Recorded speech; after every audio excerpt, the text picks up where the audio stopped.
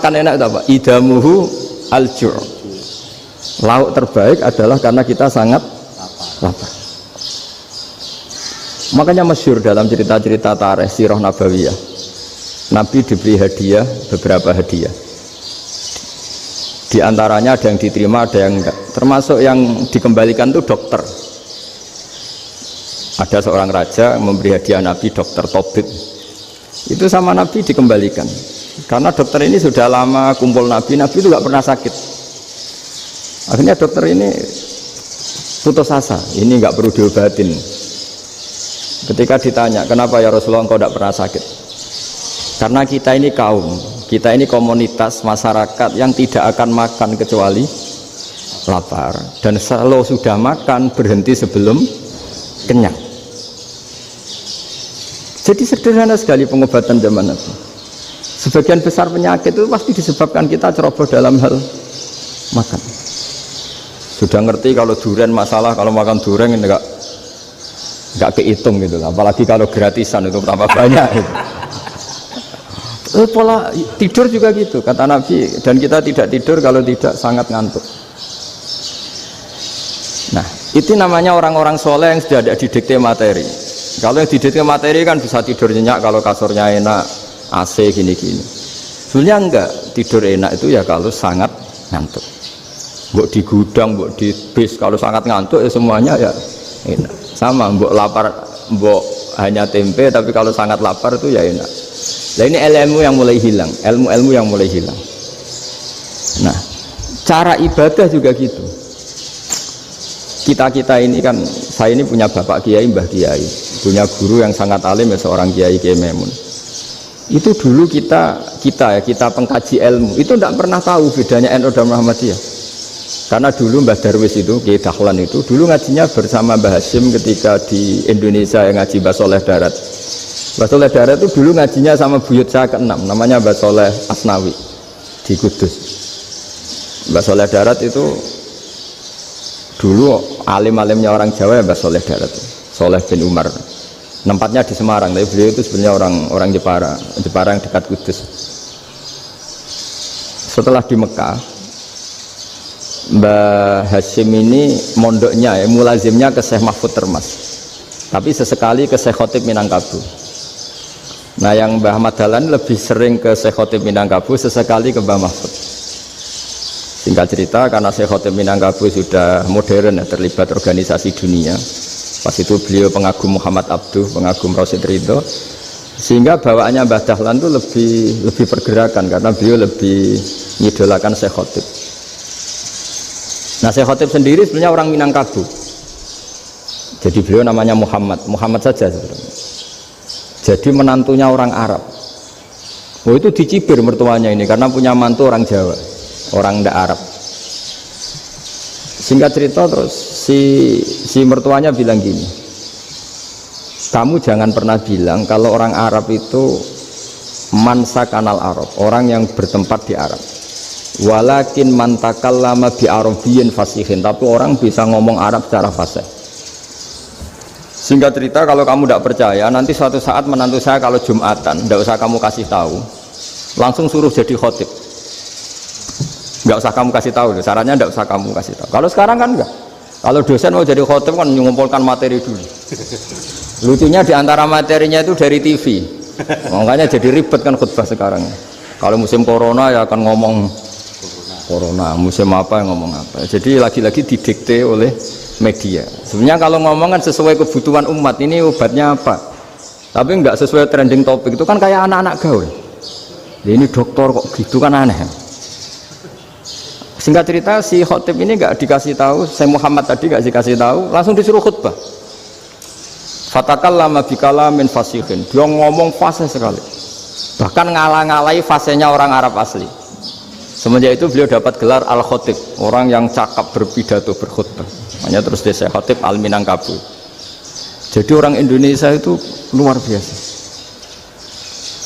Dulu yang namanya orang Indonesia di Arab Saudi itu dihormati sekali karena yang kesana itu pasti ulama, sudah alim di Indonesia kesana, termasuk Mbah Ahmad Dahlan, Mbah Hasyim dulu karena sama-sama muridnya Mbah Soleh Darat. Lama-lama yang kesana itu TKI TKW itu ya mulai agak dibully. Dulu saya Nawawi di antara ijtihad yang dihormati itu beliau mengkritik nyuwun sewu orang yang kan orang biasanya normalnya kan muji orang mati syahid. Hebat orang mati syahid itu hebat gini. Oke, kita sepakat orang mati syahid itu hebat. Tapi kata Imam Nawawi dengan syarat niatnya itu li'ila'i kalimatillah dan itu bawaan takdir. Saya ulang lagi, itu bawaan takdir, harus mati di medan perang. Tapi tidak boleh seseorang ini niat perang tapi niatnya supaya syahid. Karena kalau begitu berarti dia berniat supaya menjadi maktulal kafir, orang yang dibunuh orang kafir. Kedua, dengan dia mati berarti pasukan Islam berkurang. Berarti dia ingin pasukan berkurang, hanya ambisinya dia ingin langsung ke surga. Misalnya pasukan orang Islam itu 10, orang kafir 10. Kalau kamu ingin syahid berarti mati 1 kan, tinggal 9 kan. Nah kalau yang seperti itu 10 kan mati semua. Gara-gara ingin syahid akhirnya perangi rapati tenanan, benang mati, benang mlebu swarga. Kata Syekh Nawawi, ya enggak. Kalau kamu perang sama orang kafir ya niat menang. Dengan niat menang ini kamu ingin li'ila'i kalimatillah. Tapi kalau kamu ingin syahid berarti kamu menuruti keinginan nafsu kamu yang cepat masuk surga. Itu orang Arab kagumnya bukan main. Karena di mana-mana orang itu dinilai dari niatnya. Paham ini ya? Tapi perang loh ya, dalam kondisi perang, bukan teroris. Perang itu artinya orang kafir yang ingin bunuh kita, itu perang namanya apa? Perang. Dulu orang cerita syahid itu hanya pokoknya syahid itu hebat, pokoknya syahid itu hebat. Syahid di medan perang itu hebat, pokoknya syahid di medan perang hebat. Tapi ketika Syekh Nawawi memberi penjelasan ilmiah, jika kamu perang ingin cepat mati, ingin cepat syahid, artinya ini untuk pemenuhan diri kamu, karena kamu bayangkan langsung masuk surga. Kamu lupa bahwa dengan kamu dibunuh kekuatan Islam berkurang. Akhirnya beliau memberi penjelasan, syahid itu bagus, itu sebagai takdir. Hanya takdir itu kita perang yang ingin menang, tapi takdirnya mati. Jangan dibalik, oleh perang rapati tenanan benang mati nang lebu. Itu yang pertama, termasuk ulama yang pertama memberi penjelasan itu Syekh Nawawi. Akhirnya melahirkan kekaguman yang luar biasa dengan tafsir Munirnya itu. Terus beliau itu orang yang rileks kalau menjelaskan ilmu. Ini juga guru-gurunya Mbah Hasim, Mbah Guru sama Mbah Hasim sama Mbah Ahmad Dahlan Syekh Nawawi. Jadi dulu yang alim di Arab itu ada Syekh Nawawi, ada Syekh Khotot Minangkabau, ada Syekh Bakir Jogja, ada Syekh Mahfud Termas. Itu orang Indonesia banyak sekali yang alim. Bahkan diantaranya yang dikagumi Al-Azhar itu juga orang Indonesia, nama Syekh Abdul Manan, itu mbahnya Syekh Mahfud Termas. Itu pertama ada duta besar Indonesia di Mesir, itu termasuk barokahnya Mbak Abdul Manan tadi, itu juga orang Indonesia. Jadi pemahaman ulama Indonesia itu khas, termasuk ketika memaknai apa? Syahid. Ketika memaknai apa? Syahid. Itu unik. Ketika Syekh Nawawi diuji dulu itu yang namanya ulama diuji dulu oleh 100 ulama.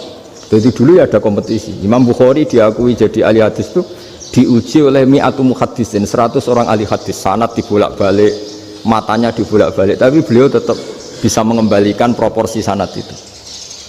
Syekh Nawawi pernah diuji gini. Ayul afdol al ulama awe salatin. Keren mana ulama sama raja atau sama orang-orang kaya, sama penguasa? Ya keren ulama. Terus dibully sama orang. Tapi setahu saya banyak ulama yang antri di rumahnya raja, tapi saya tidak tahu melihat raja antri di rumahnya ulama. Kan kebanyakan kan mungkin ustadz atau kiai yang antri ngajukan proposal kan enggak. Nah, kalau raja kan enggak pati itu, malah enggak usah antri, kiainya sudah nyambut sebelum datang. Jawabannya lucu Syekh Nawawi itu, dan yang tanya itu langsung diem. Ya karena ulama itu tahu fungsinya uang, sehingga cara nyari sampai seperti itu. Sementara raja-raja itu tidak tahu fungsinya ilmu, makanya tidak pernah sowan ulama. Sehingga jadi ya dianggap enteng saja. Ulama kan tahu fungsinya uang, tahu untuk pondok, tahu masjid. Sementara raja tidak tahu fungsinya ilmu. Jadi itu khas Jawa ya. Khas Jawa, khas Indonesia. Apa-apa yang menurut orang banyak dengan tanda kutip itu buruk atau baik, Itu orang Jawa menafsirkan tuh gampang saja. Sehingga semenjak itu Jawa itu dipandang betul. Saya punya kitab namanya Qadayal Haji wal Umrah. Itu terbitan Hayatul Ulya Arab Saudi milik Wahabi. Itu diantara fatwa yang dipakai untuk solusi muskilatul haji, problem-problem haji kekinian. Itu fatwanya syekh-syekh yang dari Indonesia, termasuk Syekh Khotib Minangkabau, Syekh Nawawi Banten, Syekh Bakir Nur Jogja. Misalnya begini, dalam fatwa-fatwa yang menyulitkan kita ya, sampai sekarang jadi perdebatan. Ketika Safa dan Marwah itu dengan batas tertentu, saya ulang lagi dengan batas tertentu, mau tidak mau atas nama kebutuhan, itu kan butuh perluasan. Karena kalau naik turun itu mudah disepakati ulama. Jadi misalnya gini ya, saya punya tanah seluas ini. Pasti orang akan mengatakan sampai bawah ya tanah saya, sampai atas tanah saya. Itu mujma' alaih, itu disepakati. Sehingga Nabi ngendikan al-Ka'bah min tuhumil ardi ilas sama Ka'batun. Ka'bah sampai ujung bumi, sampai ke aras semuanya Ka'bah. Sehingga tidak ada perdebatan ulama ketika Masjid Haram ditingkat, kemudian yang di atas sholat tetap dia menghadap Ka'bah. Tidak harus diluk melihat di bawah, enggak, karena Ka'bah sampai langit. Sama, tanah Anda kamu tingkat sampai 10, enggak ada tetangga protes, karena bawah sampai atas tanah Anda. Tapi kalau diperluas, tanah Anda kamu luaskan setengah meter saja atau 3 cm saja, iso geger bek tonggo. Karena di mana-mana batas itu ya tadi, kalau atas bawah miliknya, kalau samping enggak. Pertanyaannya, perluasan Mina itu ke samping, perluasannya Matof yang Mas'ah